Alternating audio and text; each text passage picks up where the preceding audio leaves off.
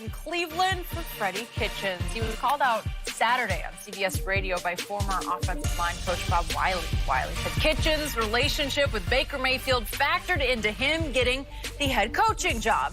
He added that another factor is Kitchens will be less combative with GM John Dorsey than last year's interim head coach Greg Williams. Well, Kitchens didn't call out Wiley specifically when he did have this message for his current assistants. Take a listen. The days of inside information and the days of unnamed sources and stuff like that have ended. So you're not going to get any information like that ever. Anybody. And if I ever see it, they're fired immediately. That's the way we're running this organization. And I can take it. John Dorsey can take it. We won't crack, I promise you. All right. Shannon, will Freddie be a plus or minus this season for Cleveland? Freddie K getting on my nerves, Skip. Already? Really? You get on my nerves, Skip. Too soon. Skip, I get it. You're the head coach, but you don't have to make a stop. Skip. Freddie, you're not breaking news. Those are consequences. Anybody that... Tell me the job, Skip. You can leak confidential or pertinent information and keep your job. Where can you do that at? Nowhere. Yeah, I hope Unless not. you don't get caught. Exactly. Yeah. Risky. So there's a reason why the Jay Glazers and the Adam Schefters exist, Skip. They don't make this stuff up. Freddie, do you actually think they talk to coaches? They talk to owners. They talk to your bosses. You're going to get fired. When have you ever said Coach Belichick ever said somebody leak information, you're going to get fired? Everybody understands the consequences that comes along with that, Skip. I've always hated if my boss has to constantly... I understand that you're my boss. You don't have to constantly remind me that you can fire me. Imagine if John Dorsey said, hey, man, Freddie K don't win the game, bro. He got to get up out of here. Yep. Constantly, every time. Man, stop doing...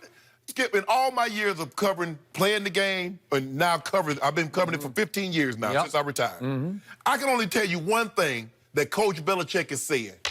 We're on to Cincinnati. Of all the things in 20 years of him, 20-plus years of him being a head coach, that's the only thing I can remember. But it seems like Freddie wants to make news in headlines every single day. I'm going to fire if you leak information. You should, but that's understood. Also, Green Bay, if you leak information, you're going to be able to keep your job. Or in Tampa Bay, or Atlanta, or any other team. Where is that going to be acceptable at?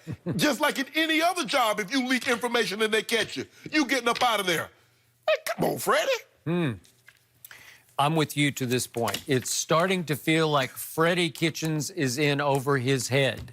And that's what Bob Wiley is saying. He is way in over his head because Bob Wiley is saying he didn't even really coach the quarterback last year, that Kenny Zampese coached the quarterback. Right. Kenny Zampese's now on the Florida staff because they all got fired, including Bob Wiley. What was fascinating to me is USA Today ranked the all-time top 11 moments in Hard Knocks. You were number 3 on that list. You should have been number 1. Yeah, when you got impersonated by a rookie, right? Tim Johnson, yeah. And you and Ray Lewis also got impersonated. We did. But number 1 on the list was Bob Wiley from last year's Hard Knocks when he went on his soliloquy about how overrated stretching is, and we didn't stretch during World War II. We did side straddle hops and push-ups to get ready to win that war, right? Very funny. It was funny, and it was memorable. More memorable to me was a Hugh Jackson scene that ranked somewhere in the middle of the list in which Freddie Kitchens challenges him openly in a coach's meeting during camp last year about, hey, Coach, why don't we dress the guys who are injured? Why don't we at least make them come to practice and dress, right? And then Todd Haley jumps in and also challenges the head coach. And you could just tell Hugh is teetering, you know, like his authority is on the line here. And he should have fired him on the spot. Well, you could have. That's Freddie's saying he'd huff and puff and fire somebody for doing something like that. And by the way, my all-time favorite moment was Hugh Jackson calling in Baker Mayfield last year to tell him, oh, guess what? You just won the backup quarterback spot. Really? You're the first pick in the draft and you won backup quarterback again. Hugh on the show here said, well, I regret that one. But Baker Mayfield's now on the verge of being a top 10 in consideration quarterback, right? But Freddie, like he's breaking news, Skip. Okay. everybody knows who Martha Stewart is. Skip, what happens if you get information that's leaked inside and you shouldn't know about? What happens? They send you to jail, right? It's called insider trading.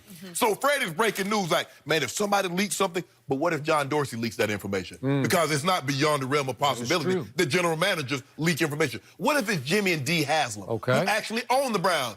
Hey, what Freddie gonna say to them, Skip? Y'all fine, get up out of here. Good point. Freddie, come on, Freddie. Do you believe Bob Wiley is right when he says he only got the job because Baker likes him? Yeah, probably so. Probably. Okay. And will Baker like him in October, November? I don't know. I'm not sure. That remains to be seen.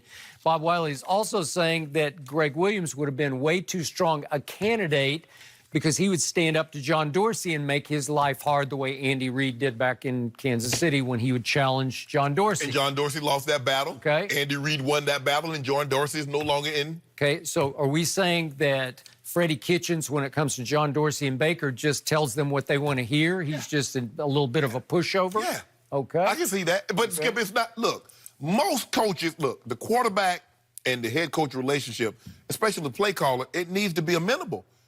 I mean, you saw what happened to Big Ben.